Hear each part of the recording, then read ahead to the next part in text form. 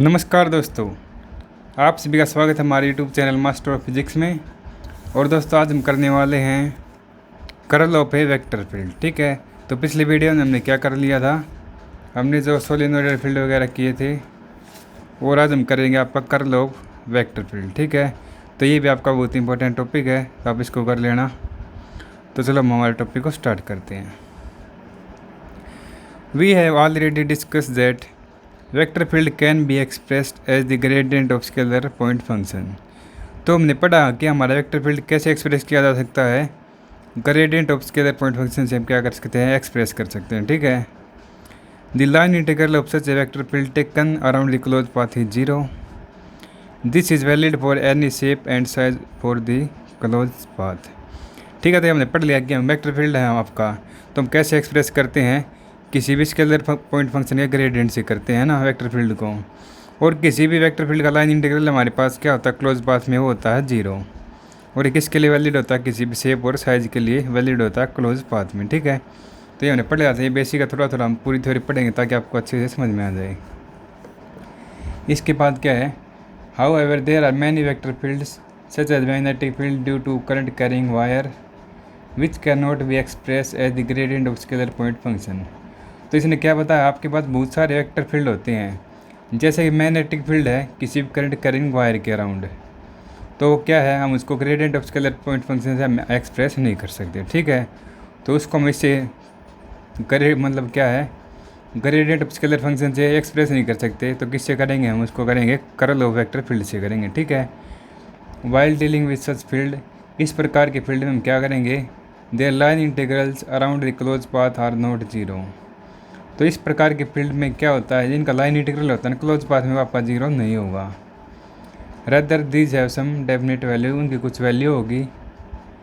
कर लीजिए an important property which help in solving the problem related to such field. और इस प्रकार की प्रॉब्लम को सोल्व करने के लिए हमारे पास क्या यूज होगा, आपका curl of vector field use होगा। ठीक है, हो गया ना इतना। तो ये हमने थोड़ा बेसिक पढ़ लिया है। तो आपका क्या था, हमारा वेक्टर फील्ड किस में एक्सप्रेस करते थे, हम ग्रेडियंट स्केलर फंक्शन में करते थे। और इसका लाइन इंटीग्रल किसी वेक्टर फील्ड का क्लोज पाथ में क्या होता है, 0 होता है। और वो किसके लिए वैलिड होता है, किसी भी शेप एंड साइज के लिए वैलिड होता है क्लोज पाथ में। तो इसने क्या बताया, इसके बहुत सारे वेक्टर फील्ड होते हैं, बहुत प्रकार के वेक्टर फील्ड होते हैं। जैसे कि एक मैग्नेटिक फील्ड है किसी करंट कैरिंग वायर के अराउंड, तो उसको हम क्या नहीं एक्सप्रेस नहीं कर सकते gradient of scalar point function का यूज करके। तो इससे नहीं कर सकते, तो हम किससे करेंगे, वो होगा आपका कर्ल ऑफ वेक्टर फील्ड से होके। ठीक है ना, तो इस प्रकार के फील्ड में आपका क्या होगा, जो लाइन इंटीग्रल होगा ना क्लोज पाथ में, वो आपका 0 नहीं होगा और उनकी कुछ वैल्यू होगी। तो उनको सोल्व करने के लिए हम क्या यूज़ करेंगे, कर्ल, उसकी इंपॉर्टेंट प्रॉपर्टी जिससे हम इसका यूज़ करके उसको सोल्व करेंगे। ठीक है, हो गया। तो हम कर्ल ऑफ वेक्टर फील्ड के बारे में पढ़ेंगे कि वो क्या कुछ होता है। ठीक है, ये तो बेसिक हो गया। इसको समझने के लिए हमने क्या किया, consider vector field A represented in figure 2.8 by parallel straight lines. तो हमने क्या कर लिया, एक वेक्टर फील्ड कंसाइडर कर लिया। देखो आपका वेक्टर फील्ड कंसाइडर कर लिया हमने, जो ये स्ट्रेट लाइन है ना आपकी पैरेलल स्ट्रेट लाइन, इसमें आपका क्या है, वेक्टर फील्ड ए है। ठीक है, the field intensity is non uniform and it's value eight top is greater than value of bottom. तो इसमें क्या होता है, जो इलेक्ट्रिक फील्ड इंटेंसिटी है ना, उसमें वो क्या नॉन यूनिफॉर्म नहीं है। तो नॉन यूनिफॉर्म का मतलब क्या है कि यहाँ पर सब जगह बराबर नहीं है, कहीं पर ज़्यादा कहीं पर कम है। और इसने क्या बताया है, फील्ड इंटेंसिटी क्या है आपकी, टॉप के ऊपर तो ज़्यादा है, मतलब ज़्यादा एक दूसरे के मतलब वो है ना क्लोज हैं, तो क्या आपकी फील्ड इंटेंसिटी यहाँ पर ज़्यादा है टॉप पर, और बॉटम में आपकी क्या है, फील्ड इंटेंसिटी कम है।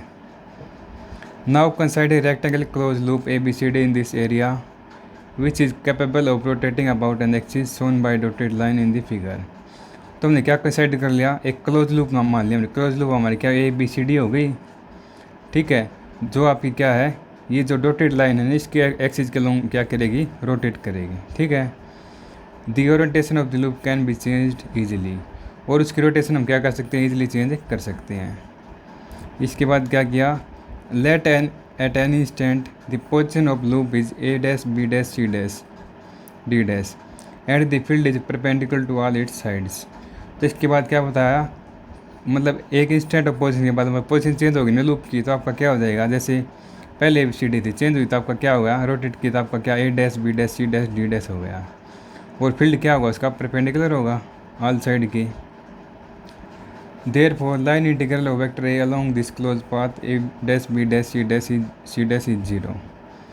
तो अपना a dash b dash c dash है ना, इसका लाइन इंटीग्रल है ना वेक्टर फील्ड में, इस क्लोज पाथ में आपको क्या होगा, जीरो होगा। आगे इतना समझ में। इसके बाद क्या बताया इसने, after the rotation of rectangle loop, जो आपका रेक्टेंगल लूप है ना उसने क्या कर दिया, रोटेशन कर दी। उसके रोटेशन के बाद आपका क्या हुआ, let an instant it is in position A B C D. उसके बाद क्या, जैसे आपका पहले रोटेट किया था तो a dash b dash c dash d dash में आ गया था, उसके बाद इसने रोटेशन की, रोटेशन के बाद आपका क्या आ गया, ए बी सी डी में आ गया फिर से, ठीक है। In this position this sides A D and B C are perpendicular to the vector field है। तो आपकी जो साइड है ए डी और बी सी क्या है, वेक्टर फील्ड आपका क्या था, इस तरह था, तो इसके आपके परपेंडिकुलर हैं। इतना हो गया, यहाँ तक हो गया। ये आपस में पैरेलल थी, ये थी सॉरी। इन दिस पोजिशन आपकी क्या हो गई, ए डी और बी सी हैं, ए डी और बी सी क्या परपेंडिकुलर फील्ड के, और उनका जो लाइन इंटीग्रल है ना वेक्टर फील्ड का, दी साइड इन साइड के लोग क्या होगा, जीरो होगा, ठीक है। जो आपकी ए डी और बी सी है ना वेक्टर फील्ड के क्या परपेंडिकुलर है, और इसमें आपका वेक्टर फील्ड का लाइन इंटीग्रल आपका क्या होगा, जीरो होगा। However the lines A B and C D are parallel to the field and the line integral along this side have definite values. और जो आपकी ए बी और सी डी है ना, इनका लाइन इंटीग्रल होगा ना, तो उनकी कुछ वैल्यू होगी, डेफिनेट वैल्यू, ठीक है। As the value of A along the upper side is more than the lower side. और वेक्टर फील्ड ए की वैल्यू देखो, अपर साइड में आपकी क्या ज़्यादा है और लोअर साइड में आपकी कम है। Therefore the line integral along the close path A B C D is non zero. तो आपका क्या होगा, जो आपकी close path A B C D है इसका लाइन इंटीग्रल क्या होगा, आपका नॉन जीरो होगा, ठीक है। This the line integral of vector field along the close path depend upon the orientation of the area related to the field. तो आपका जो लाइन इंटीग्रल है ना वेक्टर फील्ड का क्लोज पाथ में, वो आपका किसके ऊपर डिपेंड करेगा, ओरिएंटेशन ऑफ द एरिया के ऊपर डिपेंड करेगा। Therefore it is clear that the value of line integral of vector field along the close path is different for different orientation and is maximum for particular position. तो इसने क्या बताया है, इससे आपका क्लियर हो गया कि आपकी लाइन इंटीग्रल है ना किसी वेक्टर फील्ड का क्लोज पाथ में, तो वो आपका डिफरेंट होगा डिफरेंट ओरिएंटेशन के लिए, क्योंकि आपका ओरिएंटेशन के ऊपर डिपेंड करता है। तो डिफरेंट ओरिएंटेशन में लाइन इंटीग्रल की वैल्यू क्या होगी, डिफरेंट होगी, और मैक्सिमम क्या होगी, पार्टिकुलर पोजीशन के लिए। तो इसका यूज करके हम क्या कर सकते हैं, कर्ल को डिफाइन कर सकते हैं, ठीक है। तो इसने क्या बताया है, the curl of a vector field at a point is define as the. कैसे डिफाइन करेंगे हम, the maximum value of the line integral of the vector field over a closed path per unit area at that point. तो आपका curl of vector field क्या है, maximum value है line integral of vector field की over the close path per unit area, ठीक है। तो curl of vector field क्या है, आपका maximum value of line integral है किसकी, वेक्टर फील्ड की किसी भी क्लोज पाथ में पर यूनिट एरिया पे, ठीक है। And it is directed along the normal turn to the area. और ये कैसे डायरेक्टेड होगी, किसी भी डायरेक्टेड अलोंग दी नॉर्मल, किसी मतलब लूप एरिया के नॉर्मल ट्रा होगी, ठीक है। Its direction can also given for right hand rule, और ये इसकी डायरेक्शन राइट हैंड रूल से पता चलेगी, और राइट हैंड स्क्रू रूल से हम इसको एस्टिमेट कर सकते हैं, ठीक है। तो कर्ल ऑफ वेक्टर ये आपका कैसे रिप्रेजेंट करेगा रोटेशन ऑफ ए को, तो कैसे करेगा, रिटर्न एज कर्ल ए या rotation A. Measure as the cross product of differential operator del and the vector A. तो आपका कर्ल क्या होता है, डेल क्रॉस ए वेक्टर होता है, ठीक है। कर्ल आपका क्या होता है, डेल क्रॉस ए होता है, ठीक है। कर्ल और वेक्टर को हम कैसे रिप्रेजेंट करते हैं, ये क्रॉस प्रोडक्ट होता है डेल का और ए का, ठीक है। तो ये आपका क्या हो गया, कर्ल हो गया। इसके बाद क्या बताया इसने, आपका ये डेल क्रॉस ए है, इसको आपने क्या कर दिया, मैग्नीट्यूड में लिख लेते हैं हम। तो ये कब होगा, जब आपकी लिमिट है ना डेल एस की टेंस टू 0 हो जाए, तो आपका क्या हो जाएगा, ये A D R close loop में हो जाएगा। और आपका कर्ल ऑफ वेक्टर फील्ड क्या है, वेक्टर क्वांटिटी है, और इसकी डायरेक्शन क्या आएगी, सेम आएगी जो आपकी डायरेक्शन ऑफ सर्कुलेशन है, ठीक है। तो इसने डेल क्रॉस ए करके बताया है, डेल क्रॉस ए का मॉडुलस आपका क्या होगा, मतलब मैग्नीट्यूड क्या होगा, क्लोज पाथ में ए डी आर, ए आपका क्या वेक्टर फील्ड है, डी आर आपका एरिया है। Close path per unit area है, पर यूनिट एरिया आपका डेल एस हो गया। ठीक है, इसकी लिमिट हम क्या करते, डेल एस की टेंस टू 0 करते हैं, तो आपका ये बन जाता है। ठीक है ना। तो करल वेक्टर फील्ड आपका क्या है, एक वेक्टर क्वांटिटी है और इसकी डायरेक्शन क्या है, डायरेक्शन ऑफ सर्कुलेशन के सेम है। ठीक है, तो ये आपका करल हो गया। करल क्या होता है, ठीक है, तो हम आपको एक फिर से बता देते हैं। तो करल और वेक्टर फील्ड को समझने के लिए हमने क्या किया, एक हमने वेक्टर फील्ड मान लिया, जो आपकी ये लाइन है ना पैरेलल में एक दूसरे के जैसी, ये है ना, ये लाइन आपकी क्या है, वेक्टर फील्ड हमने मान ली। ठीक है, और ये क्या है, एक दूसरे के पैरेलल है। और क्या है आपकी इलेक्ट्रिक फील्ड इंटेंसिटी है ना, वो यहाँ पर नॉन यूनिफॉर्म है। तो मतलब क्या है, सब जगह आपकी सेम नहीं है, कहीं पर कम है कहीं पर ज़्यादा है। तो आपके टॉप के ऊपर ये ज़्यादा क्लोज है, देखो क्लोज है ना, मतलब क्या है, टॉप के ऊपर आपकी फील्ड इंटेंसिटी ज़्यादा है, बॉटम के ऊपर आपकी कम है। ठीक है, तो इसके बाद हमने क्या मान लिया, ABCD एक रेक्टेंगल क्लोज लूप मान लिया, और उसका एरिया क्या है, which is capable of rotating about an axis one by dotted line. जो आपकी डॉटेड लाइन लिख रखी है ना, इस एक्सिस के अलोंग आपका क्या करता है, रोटेट करता है। और रोटेट होके आपकी कैसे आ जाती है, ये जो A dash B dash C dash दिखा रखी है ना, ये ऐसे आ जाती है। ठीक है, इसके बाद क्या होता है, इसने आप किसी भी पोजीशन चेंज होने के बाद आपका लूप क्या आ जाएगा, ये मैंने बताया था ना, पोजीशन चेंज होगी ना ABCD की, तो आपका किसके ऊपर आ जाएगी, A dash B dash C dash D dash के ऊपर आ जाएगी। ठीक है, और ये क्या है आपका परपेंडिकुलर है ऑल साइड के। इसके बाद क्या होता है, इन्हें जो लाइन इंटीग्रल है वेक्टर फील्ड का, A dash B dash C dash का, किसी भी क्लोज पाथ चलूँगा आपका क्या होगा, 0 होगा। हो गया ये। इसके बाद क्या बताया है इन्हें, after the rotation of rectangle loop, अपना रेक्टेंगल लूप है A dash B dash C dash, मतलब चेंज करेगा ना आपकी पोजीशन को, तो उसकी पोजीशन उसके बाद क्या आ जाएगी, ABCD आ जाएगी। और इसके बाद आपकी इस पोजीशन में आपका क्या है, AD और BC क्या है, एक दूसरे के पैरेलल में है। ये बता रहा कि AD और BC क्या है, एक दूसरे के पैरेलल में और परपेंडिकुलर किसके है, वेक्टर फील्ड के। और इनका लाइन इंटीग्रल है ना दिस साइड, इसका मतलब AD और BC का लाइन इंटीग्रल क्या हुआ, 0 होगा। ठीक है, इसके बाद क्या होता है, AB और CD है ना, ये क्या है, एक दूसरे के पैरेलल है, और इनका लाइन इंटीग्रल है ना आपका ABCD का लाइन इंटीग्रल क्या हुआ, 0 नहीं हुआ, इनको कुछ से डेफिनेट वैल्यू हो गई। ठीक है, इसके बाद क्या होता है, the value of A along upper side is more than lower side. तो इससे हम क्या बता सकते हैं, आपके अपर साइड के ऊपर आपकी वेक्टर फील्ड A की वैल्यू क्या होगी, ज़्यादा होगी, और नीचे होगी कम होगी। तो आपका लाइन इंटीग्रल है ना क्लोज पाथ ABCD क्या होगा, नॉन जीरो होगा। ठीक है, तो ABCD का क्लोज पाथ आपका क्या होगा, नॉन जीरो होगा। तो आपका लाइन इंटीग्रल है वेक्टर फील्ड के किसी भी क्लोज पाथ के लॉन्ग, तो किस पे डिपेंड करेगा, आपका ओरिएंटेशन ऑफ द एरिया के ऊपर डिपेंड करेगा। और इससे हमारा क्लियर हो जाता है कि वैल्यू ऑफ लाइन इंटीग्रल होती है वेक्टर फील्ड की क्लोज पाथ में क्या होती है, डिफरेंट होती है, डिफरेंट ओरिएंटेशन के लिए। ठीक है, और मैक्सिमम किसके लिए होगी, पार्टिकुलर पोजीशन के लिए। तो इससे हम क्या कर सकते हैं, हमारा डिफाइन कर सकते हैं करल वेक्टर फील्ड को क्या होता है। तो करल वेक्टर फील्ड क्या होता है, the maximum value of line integral of the vector field over closed path per unit area that point. तो क्या होता है, ये line integral of vector field की over a closed path per unit area की क्या होती है, मैक्सिमम वैल्यू होती है। और ये किसके अलोंग डायरेक्ट करती है, normal to the loop area के। और इसको हम राइट हैंड थंब रूल से या राइट हैंड स्क्रू रूल से हम इसको निकाल सकते हैं। और मैथमेटिकली हम क्या लिख सकते हैं इसको, करल को क्या होता है, आपका क्रॉस प्रोडक्ट होता है डेल का और ए का। ठीक है, डेल आपका ऑपरेटर आपको पता है, ये आपका क्या है, वेक्टर फील्ड है। तो इसके बाद हम डेल क्रॉस ए का मैग्नीट्यूड करें, तो इसने क्या कर दिया, तो इसने हमने पढ़ा कि क्या होता है, मैक्सिमम लाइन इंटीग्रल होता है ना, तो ये आपका इसने लिख लिया, मैक्सिमम लाइन इंटीग्रल होता है पर यूनिट एरिया होता है। ठीक है, तो इसने लिमिट क्या कर दी, डेल एस टेंड टू 0 कर दिया। ठीक है, डेल एस मतलब क्या, एरिया की वैल्यू 0 तक टेंड्स कर दी। ठीक है, ये दिखा दिया इसने।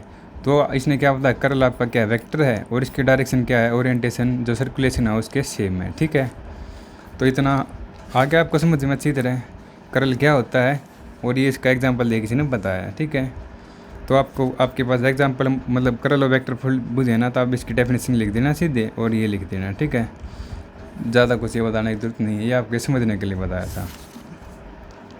इसके बाद क्या है, करल in terms of Cartesian coordinate. इसके बाद क्या है, आपका कार्टेशियन कोऑर्डिनेट में हम क्या करेंगे, करल की टर्म को बताएंगे आपको। ठीक है, कार्टेशियन कोऑर्डिनेट का मतलब क्या, आपका XYZ प्लेन मिलेंगे। ठीक है, तो चलो हम पढ़ते हैं। इसके लिए हमने क्या किया, let us consider an infinite small rectangle area ABCD with its side dx and dy parallel to x and y axis respectively and its normal being along the axis of z। तो इसके लिए हमने क्या consider कर लिया, हमने small rectangle area A B C D है ना, जैसे small rectangle area A B C D है, ये हमने कंसिडर कर लिया। और उसकी साइड क्या है, जो आपकी साइड डी एक्स है, डी एक्स और डी वाई। तो आपकी डी एक्स कौन सी होगी, डी एक्स आपकी सॉरी क्या होगी, देखें जो side d x and d y है ना, क्या है पैरेलल एक दूसरे के, पैरेलल किसके, एक्स और वाई के, ठीक है। आपका एक्स ये है तो ये आपकी क्या होगी, डी एक्स एक्स के पैरेलल होगी, और ये वाई है तो ये आपकी क्या होगी, डी वाई होगी, ये वाई के पैरेलल होगी, ठीक है। और क्या, it's normal being an along Z axis, और जेड एक्सिस क्या है नॉर्मल में। तो ये जैसे हमने मान लिया, आपका हमने क्या मान लिया था, एक rectangle area A B C D मानना, जिसके बीच में हमने लिया ये आपका क्या एक्स है, और किसके पैरेलल में आपका डी एक्स के, ये वाई है डी वाई के, और जेड के अलोंग आपका क्या कर रहा है, ये एक्ट कर रहा है, ठीक है ना, लग रहा है। तो इसके बाद क्या किया इन्हें, let A B vector field at M x y z. तो हमने वेक्टर फील्ड मान लिया, वेक्टर फील्ड आपका ए है तो उसके ऊपर आपका क्या वैल्यू है, एम एक्स वाई जेड है, ठीक है। The middle point of this rectangular, तो एम क्या है, इसका मिडल पॉइंट है रेक्टेंगल का, ठीक है। इसके बाद क्या है, if A x A y A z are the three components of A x A y z आपका क्या कंपोनेंट है कि, देन आपका क्या होगा, ए आपका वेक्टर है, तो वेक्टर को हम कैसे लिख सकते हैं, ऐसे लिख सकते हैं, a x i capped plus a y j capped plus a z k capped, since the side of rectangle a B C D are very small. तो आपकी क्या रेक्टेंगल की साइड आप बहुत स्मॉल हैं, तो parallel component of vector a क्या हो गया, at the middle point of side may be considered as the average value for all points along that side. तो इसने क्या बताया, आपका rectangle a B C d इसकी बहुत स्मॉल साइज है, ठीक है, साइड का। तो आपके जो पैरेलल कंपोनेंट है ना वेक्टर ए के, किसके मिडल में, वो क्या होंगे, average value of all the sides कहलाएगा, ठीक है। तो क्या सिंपली जो आपकी ए बी सी डी की साइड है वो बहुत स्मॉल है, तो आपके पैरेलल कंपोनेंट है ना वेक्टर ए के एट द मिडल पॉइंट के ऊपर, साइड के हर साइड के मिडल पॉइंट के ऊपर, ठीक है ना, वो आपके क्या होंगे, एवरेज होगी, टोटल का क्या होगा, एवरेज होगा ना, ये बता रखा है इसने। इसके बाद देखो आपको क्या आ गया, इतना आ गया ना आपको समझ में। इसके लिए हमने क्या कर दिया, एक कि A B C D rectangle loop मान लिया, ठीक है ना, और उसकी साइड क्या है, डी एक्स आपकी किसकी पैरेलल एक्स प्लेन के, डी वाई किसके है, वाई प्लेन के पैरेलल, ठीक है। और जेड के लोग आपका क्या है, नॉर्मल है, ठीक है। इसके बाद क्या मान लिया हमने, रेक्टेंगल के बीच में एक मिडिल पॉइंट मान लिया, मिडिल पॉइंट क्या होगा आपका, एम एक्स वाई जेड हो गया, ठीक है। और आपका ए एक्स ए वाई जेड आपके क्या कंपोनेंट हो गए ए के, और आपका ए क्या होगा, ए वेक्टर फील्ड है, तो इसको ऐसे लिख सकते हैं। और इसने क्या बताया, रेक्टेंगल की साइड बहुत स्मॉल है, तो इसका मिडिल पॉइंट कैसे निकलेगा, जो साइड की टोटल लेंथ है ना उसका क्या होगा, एवरेज हो जाएगा। तो ये बताया था इसने, ठीक है। इसके बाद क्या कहना, late A x upon curly y be the rate of change of A x along y axis. तो आपका क्या है, curly a x upon curly y का मतलब क्या है, आपका चेंज इन ए एक्स हुआ है, rate of change of A x with respect to y, y मतलब वाई एक्सिस के अलोंग, ठीक है। इसके बाद क्या बताने, कर ली ए वाई अपॉन कर ली एक्स बी, ये क्या आपका rate of change of A y along x axis, ठीक है।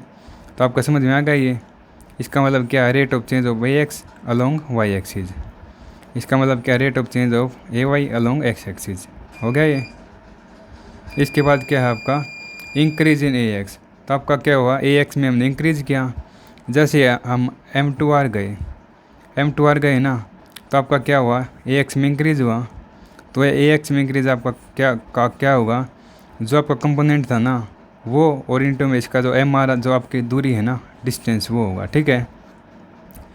तो आपका एम टू आर गए, तो एक्स एक्सिस वाले में चेंज क्या हुआ आपका, मतलब ए एक्स में क्या चेंज हुआ, वाई एक्सिस के साथ है, तो क्या हुआ, करल ए एक्स अपन करल वाई इंटू में क्या है, एम आर क्या है, जो दूरी है एम से आर में गए, ठीक है। तो आपका एम आर क्या हो गया, आपकी देखो ये टोटल डी वाई थी, तो एम आर आपका क्या हुआ, डी वाई का हाफ हो गया, ठीक है।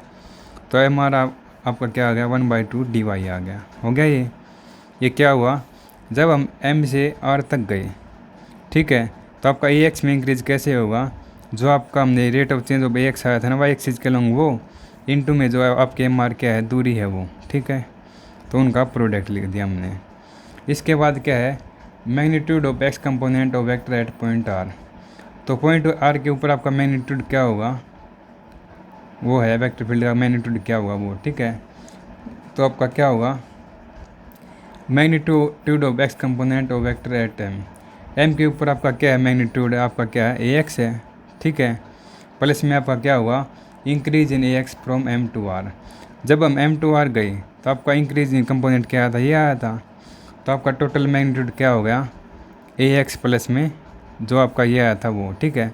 तो आपका एम के ऊपर क्या था, ये था, और इंक्रीज क्या हुआ था आपका, ये था। तो आपका क्या आ गया, x component of vector field क्या का मैग्नीट्यूड का आ गया ये, ठीक है, हो गया ये। इसके बाद क्या है, as the Q lie along negative direction. तो इसके बाद इन्हें क्या बताया आपका, क्याऊ क्या है, नेगेटिव डायरेक्शन में है ऑफ वाई एक्सिस के, रिटर्न विथ एम। तो x component of a at point Q. तो आपका एक्स कंपोनेंट है क्याऊ के अलोंग आपका क्या होगा, क्या हुआ, यहाँ पर आपका ए एक्स है। तो इंक्रीज आपका कितना हुआ था, ये हुआ था, मतलब इंक्रीज मतलब इंक्रीज है, और नेगेटिव है तो ए एक्स में से आपका ये माइनस हो जाएगा, ये दूरी और ये दूरी तो सेम होगी ना। तो इसमें तो आपका ऐड हुआ था, नीचे वाले में क्या होगा, माइनस हो जाएगा। तो आपका ये आ गया क्यू बी के लॉन्ग, ठीक है। ये आपका किसके लॉन्ग आया, क्यू बी के, ये आपका आर सी के आया था, ठीक है, हो गया। इसके बाद सिमिलरली हम क्या कर सकते हैं, वाई कंपोनेंट वेक्टर ए के वाई कंपोनेंट निकाल सकते हैं। तो सिमिलरली हम कर लेंगे। तो इसमें क्या आ जाएगा, ए एक्स आपका क्या आ जाएगा, ए वाई आ जाएगा, ठीक है।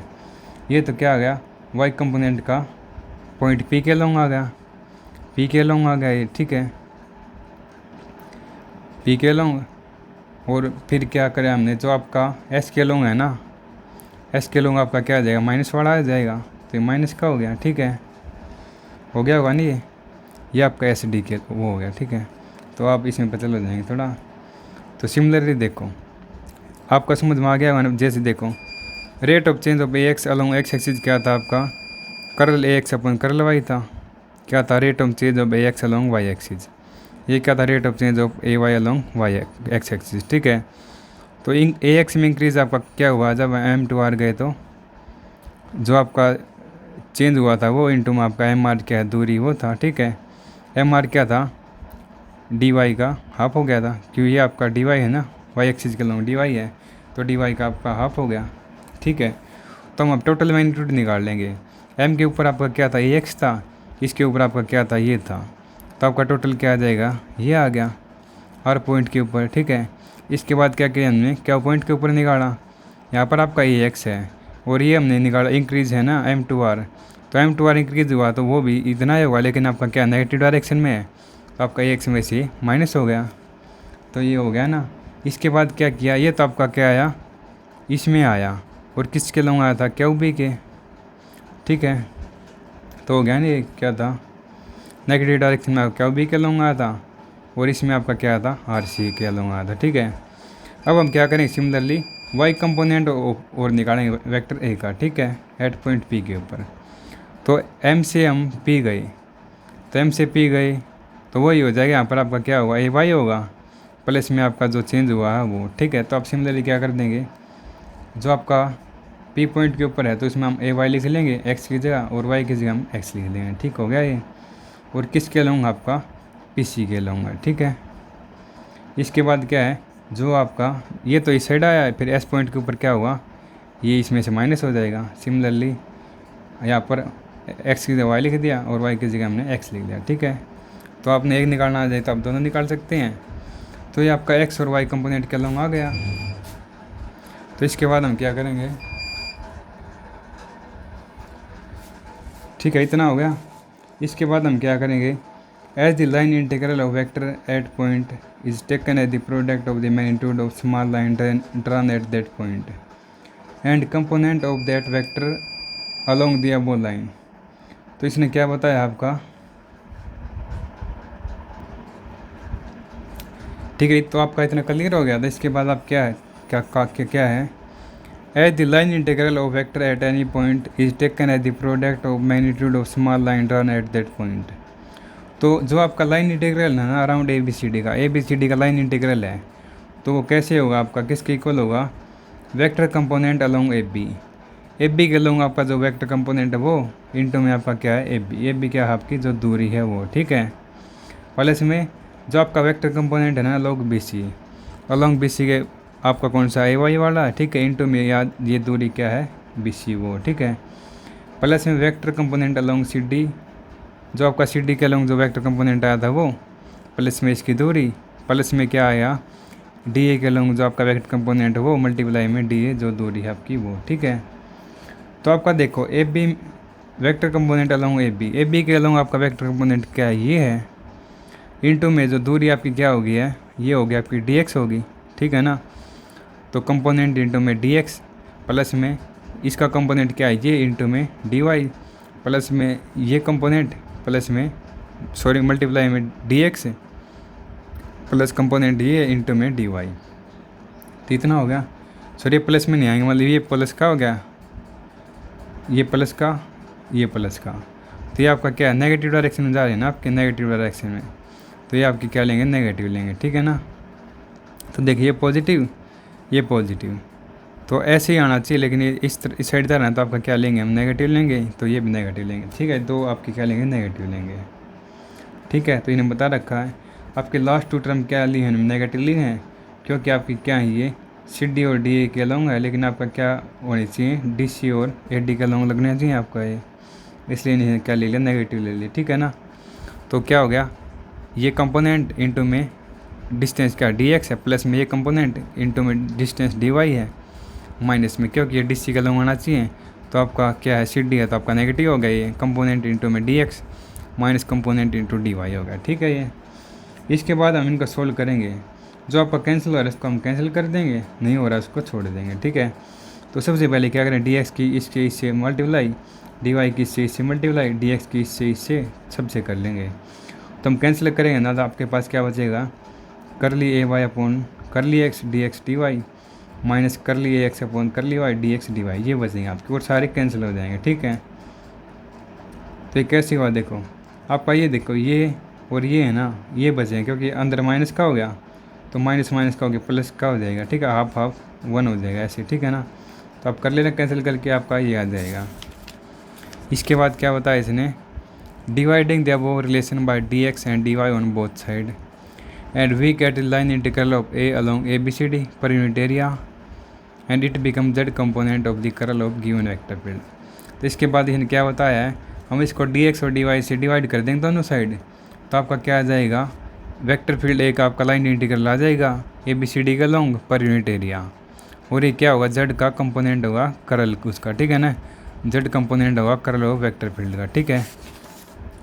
तो ये था, तो हमने क्या कर दिया, डी एक्स और डी वाई से डिवाइड कर दिया, तो इस साइड भी और इस साइड भी, तो आपका ये क्या आ जाएगा, डी एक्स डी वाई से कैंसिल हो जाएगा, क्या आपका ओनली बच जाएगा करल ए वाई अपॉन करल एक्स माइनस करल जेड अपॉन सॉरी करल एक्स अपॉन करल वाई हो गया, ठीक है। तो देखो ये कैंसिल हो गया ना, कैंसिल होने के बाद जो बचा उन्हें लिख लिया, ठीक है। और ये आपका क्या आया, ये आपका जेड कंपोनेंट आया कर्ल ऑफ वेक्टर फील्ड का, ठीक है। तो क्या आया, कर्ल ऑफ वेक्टर फील्ड का क्या है, जेड कंपोनेंट आया, और जेड का आपके पास कंपोनेंट क्या होता है, के कैप्ट होता है, तो हम के कैप्ट लिखेंगे साथ, ठीक है। इसके बाद क्या होगा, this the line integral of vector field A around a unit area in x y plane give the z component of curl of vector A. तो इसने क्या बताया, आपका जो एक्स वाई प्लेन है ना, उसने आपका क्या दिया, जेड कंपोनेंट दिया है। तो सिमिलरली आपका एक्स और y component of curl of vector field कैसे निकलेंगे, तो ये जेड का था, तो एक्स का आपका क्या होगा, तो यहाँ पर क्या आपका वाई के जगह हम क्या लिखेंगे, जेड लिख लेंगे, और एक्स की जगह हम क्या कर देंगे, वाई कर देंगे, ठीक है। तो ये हो गया, एक्स कंपोनेंट आपका कैसे निकलेगा, जब आपका वाई जेड प्लेन में होंगे तब निकलेगा, ठीक है। तो आपका वाई की जगह जेड, एक्स की जगह वाई, एक्स की जगह आपका वाई की जगह जेड, ठीक है। और एक्स का कंपोनेंट किस में होता है, आपका आई कैप्ट में होता है, तो आई आ गया। इसके बाद आपका वाई कंपोनेंट किस में होगा, एक्स और जेड में होगा, तो आपका क्या होगा, जेड की जगह आपका एक्स आ गया, वाई की जगह आपका जेड होगा, ठीक है, हो गया ये। और ये आपका क्या आता है, जेड कैप्ट में साथ आता है। तो इसके बाद क्या कर दिया हमने, तीनों कर्ल का ऐड कर दिया, लेफ्ट हैंड साइड ऐड कर दिया, तो आपकी राइट हैंड साइड भी इक्वल होगी, मतलब ऐड होगी, तो ये भी ऐड कर दी हमने। तो इसके बाद देखो ये आपका क्या, ये आपका पता है किस में आएगा, ये आपका क्रॉस प्रोडक्ट का बना है, ठीक है ना। कर्ल आपका क्या आएगा, आई कैप्ट जे कैप्ट के कैप्ट, जो हम डिटरमिनेंट सोल्व करते हैं ना वो हो गया, ठीक है। तो आपका ये क्या बन रहा है, curl upon curl x, curl upon curl y, curl upon curl z, x ए वाई ए जेड। तो आप इनको सोल्व करेंगे तो आपका यही बन रहा है, ठीक है ना।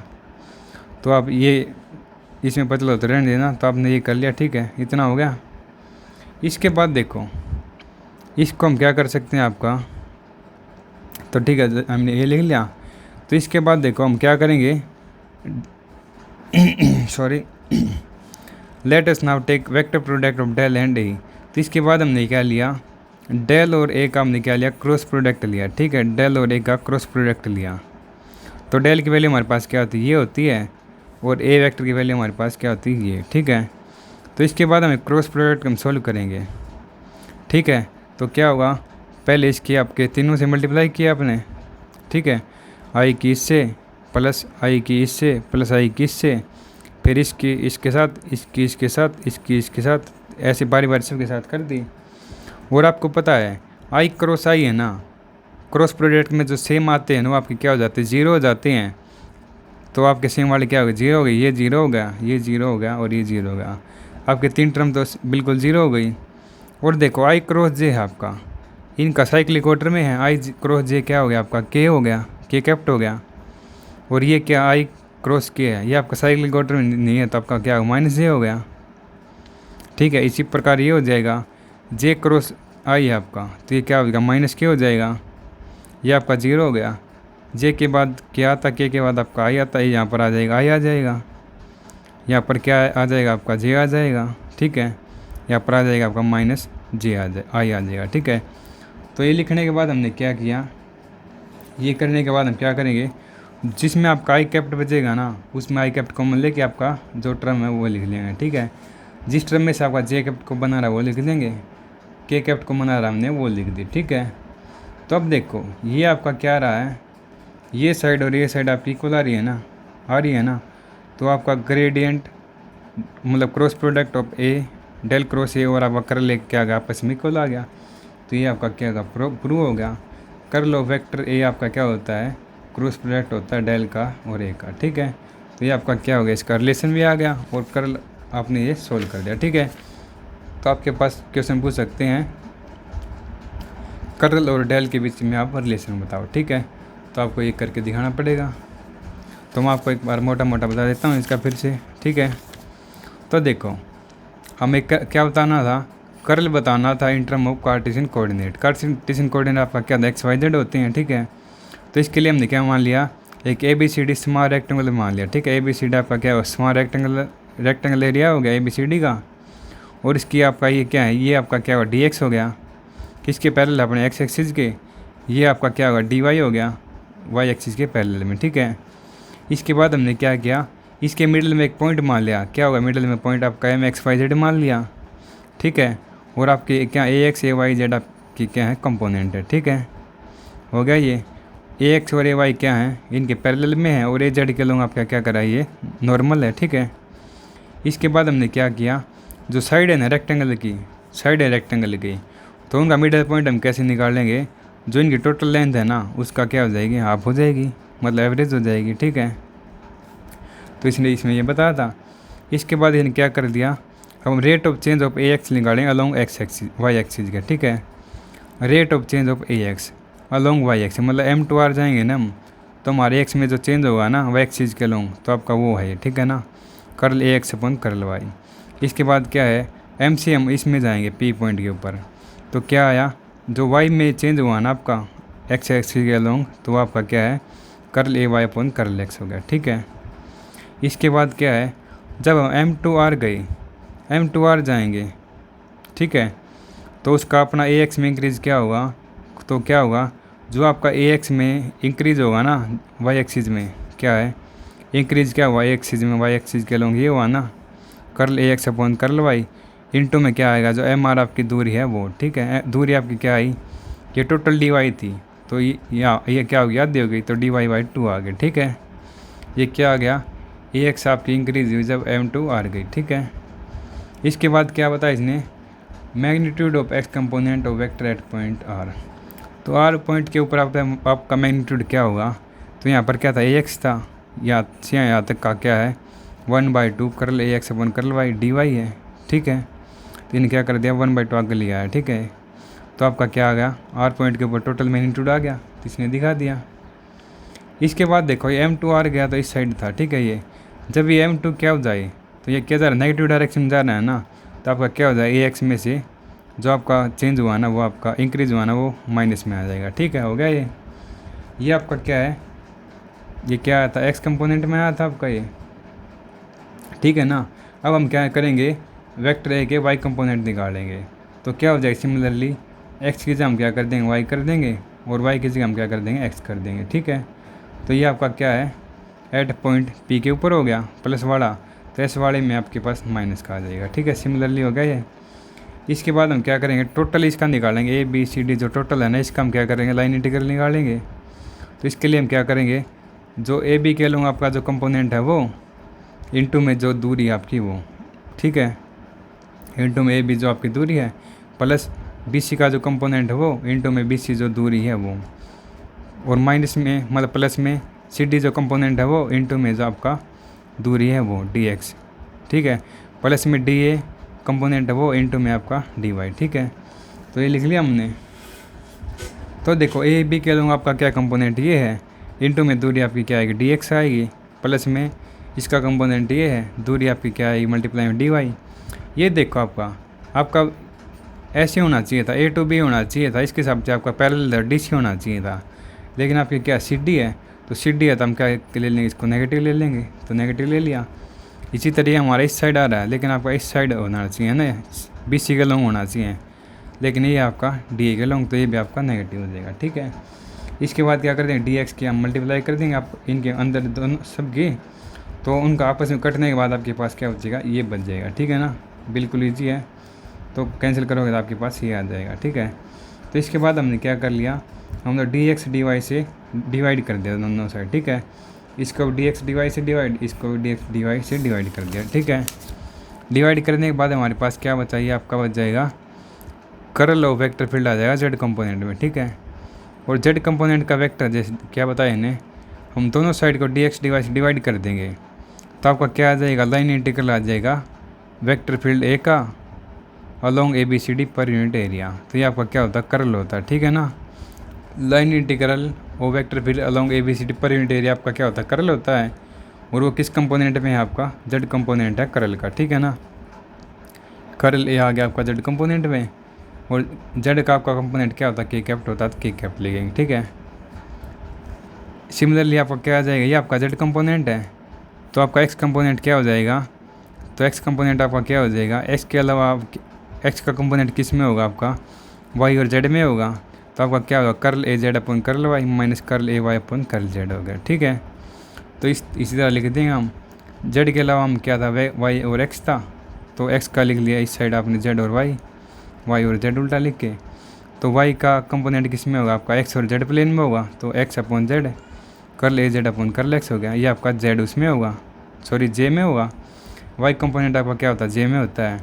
इसके बाद आपने तीनों ऐड कर दी, तीनों ऐड कर दिया आपने, तो राइट हैंड साइड भी हो जाएगी, हो गया ये, इतना हो गया। इसके बाद हम क्या करेंगे, हमने मान लिया वेक्टर प्रोडक्ट ऑफ डेल और ए का हमने वेक्टर क्रॉस प्रोडक्ट ले लिया। ठीक है, डेल का और ए का क्रॉस प्रोडक्ट ले लिया, तो डेल की वैल्यू हमारे पास क्या होती है, ये होती है, क्रॉस में क्या है ये, तो इसको सोल्व करेंगे हम। आपको क्रॉस प्रोडक्ट करना आता है ना, तो क्या करते हैं, पहले इसकी इसके साथ इसके साथ, मतलब पहले इसके तीनों के साथ मल्टीप्लाई, प्लस में फिर इसके तीनों के साथ, फिर इसके तीनों के साथ। और हमें पता है आपका, देखो क्रॉस प्रोडक्ट में आपका क्या होता है, जो सेम कंपोनेंट आते हैं ना कैप्ट वाले, वो आपके जीरो जाते हैं, और जो आपके अलग हाई क्रॉस जे है, तो साइक्लिक अरेंजमेंट आपका के हो गया, जे क्रॉस के है, ये भी साइक्लिक है, तो ये आई हो गया। ठीक है, के क्रॉस आई है, के बाद आपका आई आता है, ये भी साइक्लिक है, तो इसमें जो बाकी क्या बता जे बचा वो आ गया। ठीक है, जो साइक्लिक ऑर्डर में इनका क्या आ जाएगा, आपका माइनस आ जाएगा साइड में। ठीक है, साइक्लिक में नहीं है, क्योंकि के बाद आपका आई आना चाहिए, लेकिन जी है तो आपका क्या आ गया, माइनस आई आ गया, इस तरह ये हो गया। ठीक है, तो आप मल्टीप्लाई में करे हुए ना, तो आपके सेम वाले तो हो गया कि जीरो हो जाएंगे। ठीक है, तो आई क्रॉस जे है, इसका आपका क्या आ जाएगा, के आ जाएगा।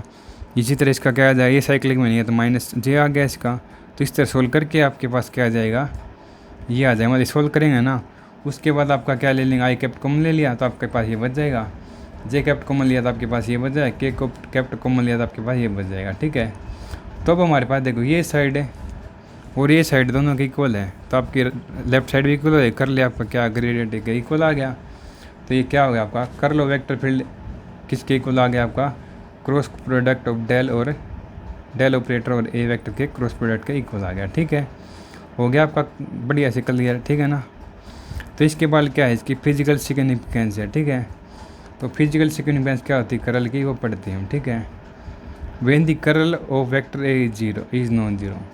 जब आपका करल ए है ना किसी वेक्टर फील्ड ए का, तो आपका नॉन जीरो है। तो क्या होगा, आपका curl A not equal to zero है, then the vector field must have circulation और ओरिएंटेशन। तो इसका मतलब हमारे पास क्या है, वेक्टर फील्ड का क्या हो रहा है, सर्कुलेशन और रोटेशन हो रहा है। ठीक है ना। तो इसका एग्जांपल इसने क्या लिया है, for example velocity field of water rushing out of a path tub is generally complete with circulation. तो इसने क्या बताया, जो आपका वाटर पाथ होता है ना, पाथ टब होता है जो नहाने का टब है, उसमें कोई पानी निकल के आता है, छेद है, तो वो किस में आएगा, आपका सर्कुलेशन होगा वो। ठीक है, तो वो बताया इसने। It can be seen by something floating on surface of water. किसी वाटर के सरफेस के ऊपर जो फ्लोट करता है वो भी इसका एग्जाम्पल है। ठीक है, क्योंकि floating body rotate as it moves along, और जो फ्लोटिंग बॉडी है ना वो रोटेट करती है, मूव करती है उसके साथ। ठीक है ना। तो सिमिलरली ने क्या लिया है, एक और एग्जांपल लिया है, when the river water fall in a deep bit in this path, रहने देने इसको, द वाटर विल अराउंड। इन्हें क्या बताया, आपका जो वाटर का बताया। ठीक है ना। एग्जांपल, एक जो आपका वाटर पाथ होता है ना, नहाने का टब है, पाथ टब, उसमें आपका जो पानी रस होकर आता है ना, तो वो क्या करके रोटेट करके आता है, तो उसका एग्जांपल ले लेना। ठीक है, ज़्यादा कुछ में पता चल जाएगा। ठीक है, एग्जांपल होगा तो उसका। इसके बाद क्या है, इसने ये बता दिया, in both the cases the velocity vector non zero करल। ठीक है, रहने देना इसका। ये आपका फिजिकल सिग्निफिकेंस हो गया। तो इसके बाद देखो, पहला आपका क्या हो गया था, पहला हमने बता दिया व्हेन दी करल इज़ नॉन जीरो। जब आपका करल नॉन जीरो है, इसका तो मतलब, इसका क्या मतलब, आपका जो वेक्टर फील्ड है ना, क्या हो रहा है, वो सर्कुलेशन कर रहा है, रोटेशन कर रहा है। ठीक है, इसका आप एग्जांपल क्या बता देंगे, जो आपका पाथ टब में से वाटर रस आउट हो के आ रहा है ना, वो आपका क्या है, किसके कंप्लीट हो रहा है, वो सर्कुलेशन से हो रहा है। ठीक है, तो इसका मतलब क्या है, जो करल है ना वेलोसिटी वेक्टर का, वो आपका क्या नॉन जीरो है, और क्या करा, आपका एक्सपीरियंस करा सर्कुलेशन। ठीक है, और आप रहने दें, एग्जाम्पल हैं। ठीक है, इसके बाद क्या बताया इसने, और इसका वो सेकंड सिग्निफिकेंस हमारे पास क्या है, इन सम रीजन व्हेन द करल of vector field is zero. जब आपका करल जीरो होता है, तो इसका क्या मतलब होता है, यदि आपका करल जीरो है तो आपका क्या होगा, cross product del cross A भी आपका जीरो होगा। तो इसका मतलब हमारे पास क्या है, कोई भी सर्कुलेशन या रोटेशन नहीं हो रहा है पार्टिकुलर रीजन के अंदर। ठीक है, तो इस प्रकार के वेक्टर फील्ड में आपका क्या होगा, करल जीरो होगा, और क्या होगा, वो इरोटेशनल फील्ड होगा, वो नॉन करल फील्ड होगा। ठीक है, उसको हम लेमिनर फील्ड भी कह सकते हैं। ठीक है, इसके बाद क्या बताया इन्हें, करल of vector field represent the loop circulation across loop area. तो इसने क्या बताया, आपका जो करल है ना वेक्टर फील्ड का, वो क्या रिप्रेजेंट करता है, लूप सर्कुलेशन रिप्रेजेंट करता है, किसके, लूप एरिया के अक्रॉस में। ठीक है, while divergence relate flux to the volume, और जबकि आपका डाइवर्जेंस किस रिलेट करता है, फ्लक्स टू द वॉल्यूम से रिलेट करता है। ठीक है, हो गया ये आपका। तो फिजिकल सिग्निफिकेंस क्या था, जब आपका करल नॉन जीरो होता है, तो इसका मतलब आपके पास क्या है, जो आपका वेक्टर फील्ड है ना, सर्कुलेशन और रोटेशन को क्या करता है, एक्सपीरियंस करता है। और इसका एग्जाम्पल इसने क्या लिया है, जो आपका वाटर रस आउट हो के आता है ना पाथ टब से, वो क्या करता है, वह अकम्प्लीट होता है सर्कुलेशन से। ठीक है, तो इसका मतलब क्या हुआ, जो आपका करल है ना वेलोसिटी वेक्टर का, वो आपका क्या हुआ, नॉन जीरो हुआ। ठीक है, यदि आपका क्या है, करल जीरो है, तो इसका मतलब क्या है, आपका क्या आपके अंदर मतलब उसके सरफेस के अंदर क्या होगा, आपका रीजन के अंदर सर्कुलेशन नहीं होगा, ना आपका रोटेशन होगा। ठीक है, तो इस प्रकार के फील्ड को हम क्या कहेंगे, ये रोटेशनल फील्ड कहेंगे। ठीक है, या नॉन करल फील्ड भी कह सकते हैं, लेमिनर फील्ड भी कह सकते हैं। ठीक है, इसके बाद क्या होगा, दी करल ऑफ वेक्टर फील्ड। तो किसी भी करल ऑफ वेक्टर फील्ड क्या रिप्रेजेंट करता है, हमें लूप सर्कुलेशन रिप्रेजेंट करता है किसी भी लूप एरिया के लॉन्ग, जबकि आपका डाइवर्जेंस क्या करता है, फ्लक्स टू द वॉल्यूम को रिलेट करता है। ठीक है, तो ये टॉपिक होगा आपका कंप्लीट।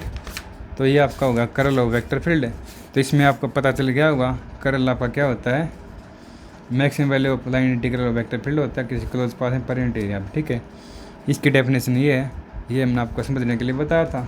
तो सिंपली आप ये कर देगा आए तो, और आपके पास क्या आएगा, करल in term of Cartesian coordinate आएगा। तो आपको क्या करना पड़ेगा, कंप्लीट करना पड़ेगा। ठीक है, ये आपके पास ये पूछ सकता है कि करल और डाइवर्जेंस के बीच में रिलेशन क्या होता है, तो आपके पास ये पूछ सकता है। ठीक है, तो एक किसी प्रकार से पूछ सकता है। तो करल का आपका इंपॉर्टेंट टॉपिक है।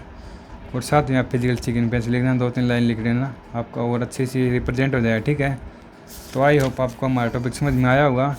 यदि आपको हमारा पढ़ा हुआ समझ में आता है तो आप हमारे चैनल को सब्सक्राइब कर सकते हैं, वीडियो को लाइक कर सकते हैं, और आपको कुछ प्रॉब्लम आती है तो आप हमें कमेंट करके बता सकते हैं।